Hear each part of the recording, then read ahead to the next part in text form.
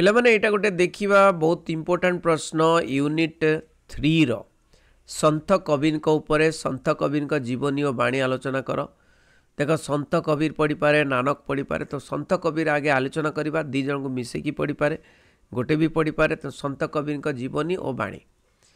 देख पिला माने कबीर का कथा कहले तो नसरे कबीर होचंती जड़े आध्यात्मिकवादी। तेणु कबीर गोटे भक्ति आंदोलन पुरोधा थिले नहीं किंतु से बुद्धों को भाया संसार त्याग करनथिले सन्यासी नथिले किंतु गोटे संसारी होइकरी केमिति जीवन को बितेबा को पड़े एवं केमिति संसारी होइकि सन्यासी से संसार भितर रहीकि सन्यासी हो पारिबो से शिखैथिले। संसारिक संसार को परित्याग न करी केमिति ईश्वर प्राप्ति होई पारिबो से शिखैथिले।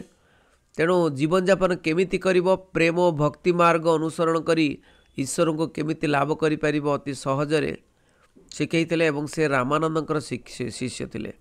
रामानंद तांको गुरु थिले। हिंदू मुसलमान को मध्य सद्भाव प्रतिष्ठा निमंते से निजर उद्यम जारी रखिथिले। से तांकर नीतिबाणी गुड़ी को अत्यंत लोकप्रिय छोट छोट उपदेशमूलक भजन जहाँ को दोहा कुआ जाए प्रकाश करथिले, जहाँ परवर्ती समय कबीरपंथी मानक द्वारा बीजक नाम ग्रंथ रे सन्निवेश होइतला। अच्छा इंट्रोडक्शन पर जीवनी लिखिबो। संत कबीर का जन्म गोटे रहस्य नहीं 1440 ख्रीष्टाब्द से जन्मग्रहण करथिले किंतु गोटे किंवदंती शुणा जाए जे किंवदंती माने शुणा कथा जे विधवा ब्राह्मणी गोटे ब्राह्मण कबीर को जन्म देथिले गोटे विधवा ब्राह्मणी एवं लोक अपवादर रक्षा करिया पई शिशुटी को बनारस रे एक पोखरी कूल छाड़ी जाइथिले। यापर जड़े तंती दंपति नीरू और नीमा तांको लालन पालन करथिले। दारिद्र्य जोगु नीरू कबीर को उपयुक्त शिक्षा दे पारि नथिले। अपरपक्षे बाल्यकालर कबीर धर्म प्रति बहुत आग्रह प्रकाश करथिले। से जानिया को चाहूले जन्म मृत्युर रहस्य कौन व्याकुल हो जाउथिले ईश्वर को पाइबा पाई एवं ईश्वर को पाइबा पाई तांकर मनरे प्रबल आग्रह जात हैला। तेणु हिंदू मुसलमान धर्मर साधु सन्त मानक सहित संपर्क कले। आ युवक अवस्था रामानंदकर बाणी प्रति आकृष्ट हो रामानंद कथार शिष्यत्व ग्रहण कले। आ गृहस्थ जीवन यापन करुले। से गृहस्थ जीवन यापन करुले सबुबले धर्म चर्चा समय अतिबाहित करुले। बहु लोक कबीर संत स्वभाव हेतु तांकर शिष्यत्व ग्रहण कले। आ कबीर शिष्य मानकु कबीरपंथी कुआगला। उभय हिंदू मुसलमान संप्रदाय लोके तांकर शिष्यत्व ग्रहण कले। उभय हिंदू और मुसलमान मानक मध्य ऐक्य प्रतिष्ठा पाई कबीर उद्यम करथिले। क्रमे तांकर धर्ममत भारतर कोण अनुकोण रे प्रचारित होइतिला। 1518 ख्रीष्टाब्द रे कबीर यह ध्यान त्याग करथिले नहीं केबेरु 1440 रु जन्मग्रहण करथिले माने 60 वर्ष 70 78 वर्ष 78 इयर्स जन्म माने 78 वर्ष से जीवन तांकर अतिबाहित करथिले बंची थिले। नीतिबाणी गुड़िक देखा कबीर का नीतिबाणी थिला अत्यंत सरल बहुत इंपोर्टेंट होचे सरल भाषा रे जो बुझेइथिले नीतिबाणी से लोक मान को आदृत करथिला। भक्ति आंदोलन मुख्य पुरोधा थिले जे भक्ति द्वारा आमे ईश्वर को पाई परिबा जाग यज्ञ एगुड़िक सब व्यर्थ बोली कहते। तेणु तांकर दोहा ये जो दोहा छोटिया छोटिया गीत गुड़िक छोटिया छोटिया संगीत गुड़िक दोहा बोली कह जाए 4 लाइनिया नहीं। तांकर नीतिबाणी बहुत सरल और धार्मिक थिला। प्रथम हूँ प्रेम थिला कबीर मुख्य नीतिबाणी प्रेम माध्यम प्रेम माध्यम माने भगवान को पाइबा पाई भगवान को प्रेम करने को पड़ो। प्रेम माध्यम समस्त मानव जाति को एकत्रित करहब बोली कबीर उपदेश प्रदान करथिले।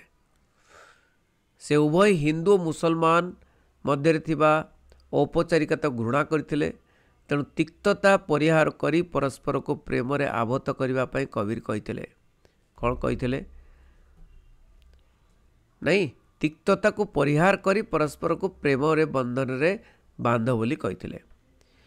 ईश्वर थिले कबीर धर्मर केन्द्रबिंदु प्रेम पर ईश्वर कथा कहउचंती। ईश्वर कौन तांक मत ईश्वर होचे राम रहीम सबु एका गोविंद अल्लाह हरि खुदा सबु एका गोटे ईश्वरंकर ना बोली कहते। ईश्वर परिव्याप्त और असीम से जड़े शुद्ध पवित्र स्थूल सूक्ष्म आलोक और अभिन्न जेमिति भाव जेमिति भाविब सेमिति ईश्वर। अतः ईश्वर सर्वशक्तिमान केवल भक्ति द्वारा तांको उपासना करा जाई पारे। जेउ नाम धरी डाकिले मध्य ईश्वर एक एवं अद्वितीय। जेउ नाम धरी डाक जेउ भाव धरी डाक ईश्वर पहुँची जीवे बोली कहउचंती। तेणु कबीर एक ईश्वरवाद उपर गुरुत्व देते। एक ईश्वर ईश्वर एक बहु ईश्वर नुहे। प्रतिमा पूजा को विरोध करते।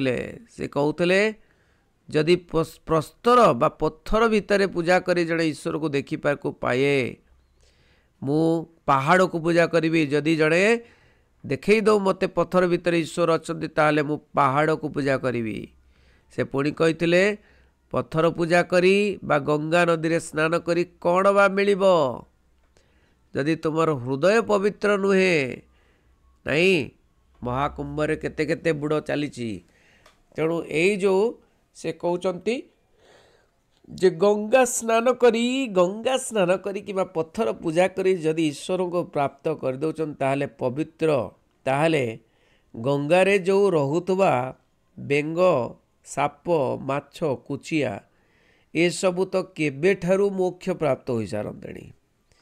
मक्का को जीवा आवश्यकता कौन बोली कहउचंती जदि तुम्हें छलनाप्रद हृदय रे सेटा को जाओ। माने से कहउचंती हृदय को मध्य वर्तमान साफ कर। हृदय को प्रथमे सफा कर। हृदय को सफा कले तुम्हें ईश्वर को प्राप्त करिवो। तापर गुरु को स्थान देइचन तांको नीतिबाणी रे गुरु को श्रेष्ठ स्थान देइचंती। तांकरी मतरे शिक्षा ही मनीष को सद्बुद्धि प्रदान करे।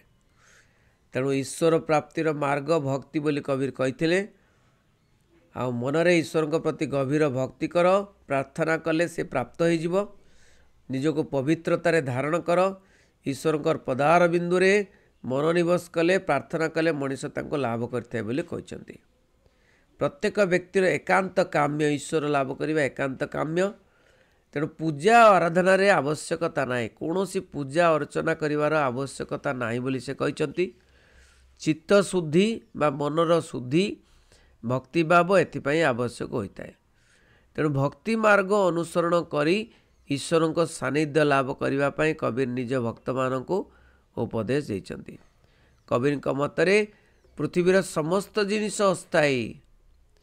कीट पतंग वृक्ष लता नदी पहाड़ मनीष जीवजंतु समस्ते दिने ना दिन निश्चिन्न हो जिवे। तेणु से एथिरे व्यथित न होबा पई लोक मान को उपदेश प्रदान करछंती। से जाति प्रथार घोर विरुद्धाचरण करथिले। ईश्वर सृष्टि रे समस्ते समान बोली से मत व्यक्त करथिले। छुआ अछुआ सान बड़ एसबू कथा मनीष त्याग करिया पई से उपदेश देइचंती। जे छुआ अछुआ सान बड़ मु सान से बड़ मु बड़ से सान एसबू ना। पत्थर पूजन किंबा देवदेवी को प्रार्थना जागयज्ञ आदि कुसंस्कार को त्याग करी भक्ति द्वारा ईश्वर को आराधना करने से उपदेश प्रदान करछंती। तेणु एठी गोटे कनक्लूजन दब जे कबीर नीतिबाणी अनेक क्षेत्र में वास्तववादी थिला। से कहते ईश्वर को समस्ते दुखरे स्मरण करती मात्र सुखरे नुहे। आ जी सुखरे स्मरण करे से दुख पाए ना। तेणु साधु व्यक्ति कुला सदृश होगा उचित। आ गोटे कहते साधु व्यक्ति कुला सदृश होगा उचित। कुला जेपरी असार वस्तु को त्याग करी ता गर्भरे केवल सार वस्तु को धारण करे सेहीपरि साधु व्यक्ति माने साधारण कथा प्रति कर्णपात करी तत्ववाणी ग्रहण कर नवा उचित। मैंने साधारण कथा प्रति कर्णपात न करी है तत्ववाणी मान ग्रहण करवा उचित। तांको मतरे आत्मशुद्धि निज भितर अच्छी जहाँ मंदिर मस्जिद गले मिले ना। एहीपरि भाव में बहु शिक्षणीय तत्व कबीर अति सरल सावलील भाषा निजर दुहा मध्य समाज प्रचार करते।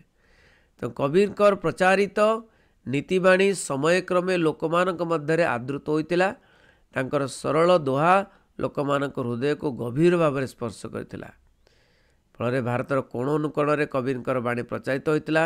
यह मध्ययुगीय धर्म संस्कार आंदोलन को बहु मात्रा प्रभावित करथिला एटा होची कनक्लूजन बुझेला पिला माने प्रथम इंट्रोडक्शन तापर गोटे कनक्लूजन लास्ट रे एवं मझिरे जेतटा 6-7टा पैराग्राफ दे देले चलिबो ठीक अछि रहिली थैंक यू वेरी मच बंदी उत्कल जननी।